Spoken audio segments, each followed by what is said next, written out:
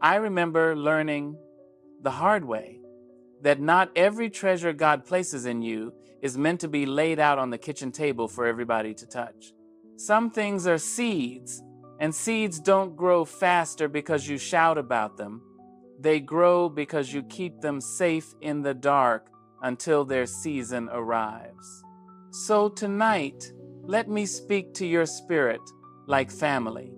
There are 5 sacred secrets the Lord warns us to guard, not out of fear, but out of wisdom, dignity, and love for the destiny still unfolding in your hands.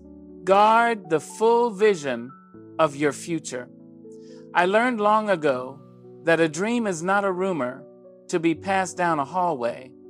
It is a heartbeat, quiet, stubborn, and holy, and when God drops it into your chest, He does not always mean for you to run outside and wave it like a flag in the wind. Some visions are like newborn birds, still slick with mystery, still trembling in the nest of your soul. And if you lift them too early into the cold air of other people's opinions, you can freeze what was meant to fly.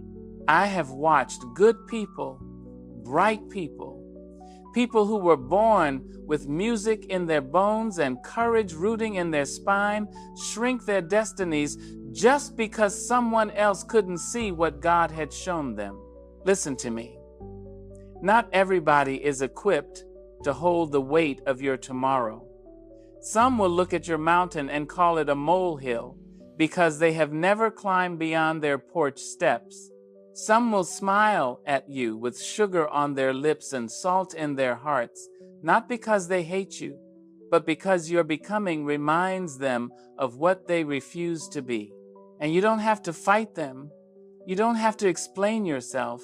You don't have to audition your assignment for a jury that wasn't present when heaven whispered your name.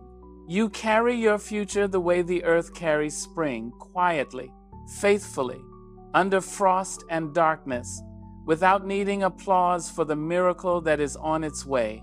There is a season when the seed belongs underground, not because it is weak, but because that's where roots learn their language. Your dream needs soil before it needs sunlight. It needs silence before it needs celebration. It needs prayer and practice, sweat and patience, the kind of daily obedience that no crowd will ever clap for, but God sees it, God honors it, and in time, it becomes strength you don't have to announce. I tell you this out of love. Be careful who you hand your blueprint to, because some folks will try to redraw it according to their fears. They will call you unrealistic, too ambitious, too much, too late, too early, anything to make your God-sized vision fit into their human-sized comfort. But your future is not a public debate. It is a private covenant between you and the one who planted it. So hold it close, tend it in the quiet, walk it out in discipline. Let your life be the evidence, not your mouth. And when the day comes, and it will come when God says, now, open your hands. Your dream will not wobble like a rumor. It will stand like a testimony, and the world will learn what you already knew in secret. Keep the vision covered until it has grown into its own name, and then let it rise. Protect wounds that are still healing. I want you to hear that line, the way you hear a mother close the door softly so a child can sleep firm, loving, and necessary.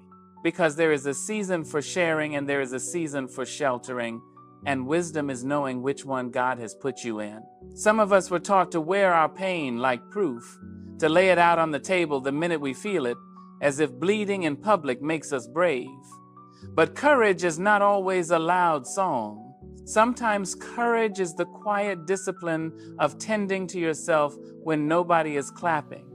The steady decision to say, not yet, and to mean it without apology.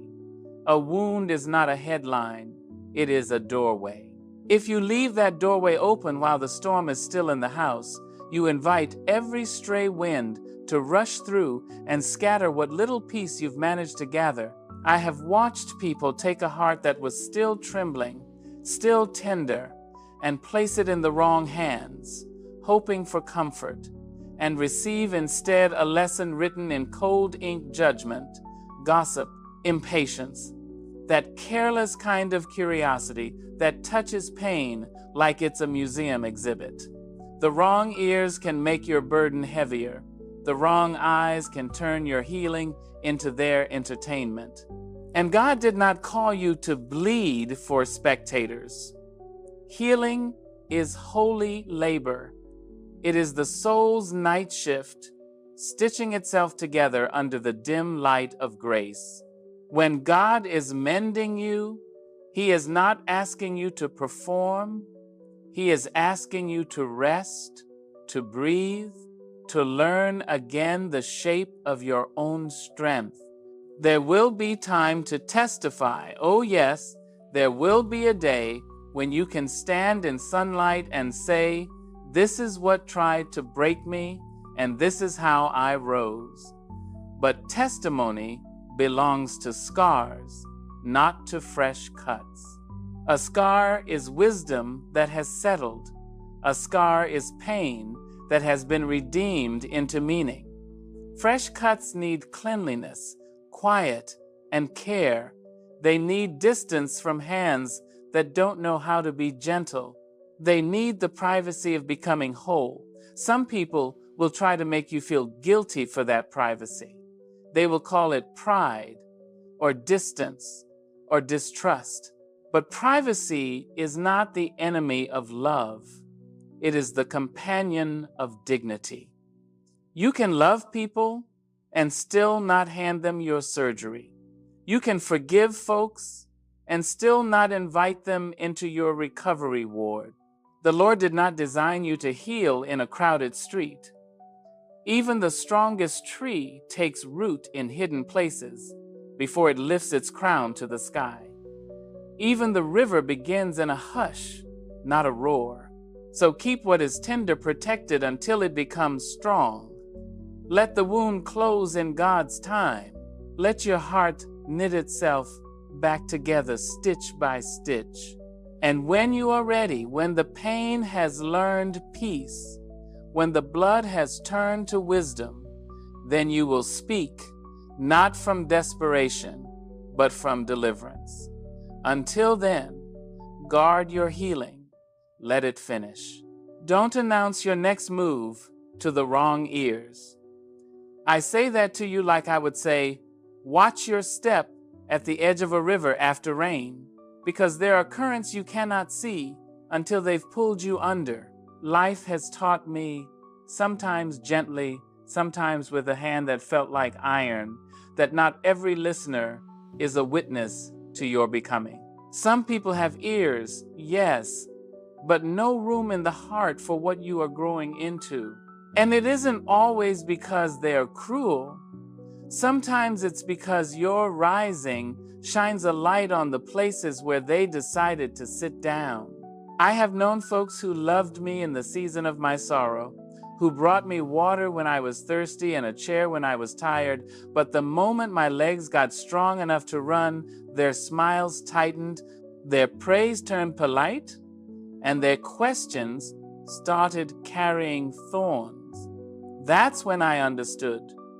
There are people who can hold your tears and still drop your triumph.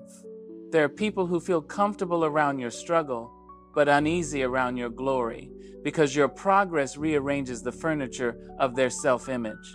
And you don't need to hate them for that. You don't need to fight them.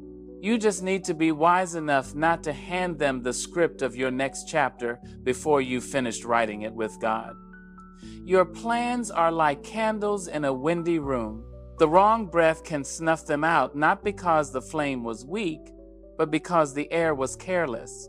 When you speak too soon, you invite opinions to sit in seats they never earned. You invite doubt to masquerade as advice, jealousy to dress up like concern, and fear, your fear or theirs, to start voting on decisions that were never theirs to make.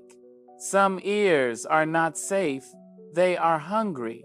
They don't listen to protect you, they listen to measure you, compare you, and sometimes, whether they mean to or not, they leak what you told them into the street like water from a cracked jar. And what is holy in your mouth can become common in somebody else's gossip. So hear me with love. Secrecy is not deception when it is stewardship. God Himself hides seeds under soil. He doesn't announce spring in December. He doesn't show the full sunrise at midnight. He works in stages, quietly, faithfully. And then suddenly the world looks up and says, "Where did that come from?" It came from hidden obedience. It came from guarded faith. It came from a person who understood that silence is not emptiness. Silence is incubation. Share your next move with those who have proven they can pray without poisoning it, celebrate without competing, correct without crushing. Give your plans to the faithful few, not the curious many.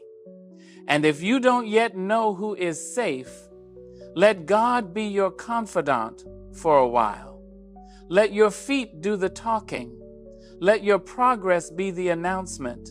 Because when the time is right, when your step is steady and your path is clear, you won't need to explain your move. You will already be standing in it. Keep your next move close until it can no longer be stopped. Then walk. Keep the measure of your blessings discreet. I know that sounds strange in a world that trains us to turn every gift into a broadcast, to count our joys out loud like coins on a table, as if the worth of a life is proven by how many eyes can witness it. But I have lived enough to understand that blessings are not trophies, they are trusts. When God places something good in your hands, a resource, an opportunity, a door that opens where there used to be a wall, He is not always inviting you to announce it, He is inviting you to steward it. Some things are like fresh bread coming out of the oven. If you leave it uncovered on the windowsill, the wrong hands will reach for it before it's even cool. Some blessings are like water in a dry land. If you shout about the well too soon, you may find a crowd at your gate with buckets that have no bottom. People who don't want to learn how to dig their own springs. People who will drink and still call you selfish if you ever need a sip for yourself. Discretion is not stinginess. It is wisdom wearing a quiet coat. It is knowing that what God gives you is not just for display, but for purpose, for growth, for building, for lifting others without collapsing yourself. I have seen folks become prisoners of their own revelations, trapped by the expectations that follow when everybody knows what you have. The world can be loving, yes, but it can also be entitled. Once some people see your light, they start making plans for your electricity. Once they know your harvest is coming in, they arrive with forks in their pockets and no seed in their soil. And if you are not careful, you can spend your life feeding appetites God never assigned you to satisfy. You do not need to explain your provision to be a good person. You do not need to publish your overflow to prove you are blessed. The Lord knows what He has placed in your hands, and the right people, those who truly love you, will rejoice without needing a receipt. There is a quiet holiness in letting your life breathe without constant accounting. Your home can be at peace without being a public showroom. Your progress can be real without being a performance. Your generosity can be purest when it is not tangled up with attention. Because some gifts lose their sweetness when they become spectacle, like a song that was meant for your soul but gets drowned out in the noise of applause. And I want you to remember this. Privacy protects the heart of gratitude. When you are discreet, you stay connected to the giver, not addicted to the gaze. You keep your spirit anchored in humility, and humility is not thinking less of yourself. It is thinking more of the sacred responsibility of what you carry. So yes, give, share. Bless others with a free hand, but don't be careless with the sacred inventory of your life. Let your blessings be known by their fruit, not by their announcement. Let your goodness travel quietly through the world like perfume on the wind, felt before it is seen. And while you walk in that quiet stewardship, peace will keep company with you. That is enough. Hold your private counsel with God close. I want to tell you something. I have come to respect the way I respect fire.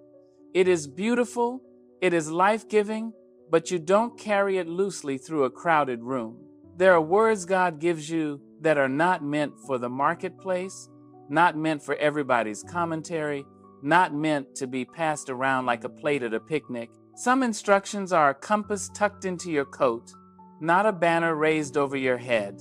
I have sat with the Lord in quiet places where even my own thoughts had to lower their voices, and I have felt a direction settle into me like warm oil, steady, certain, not loud.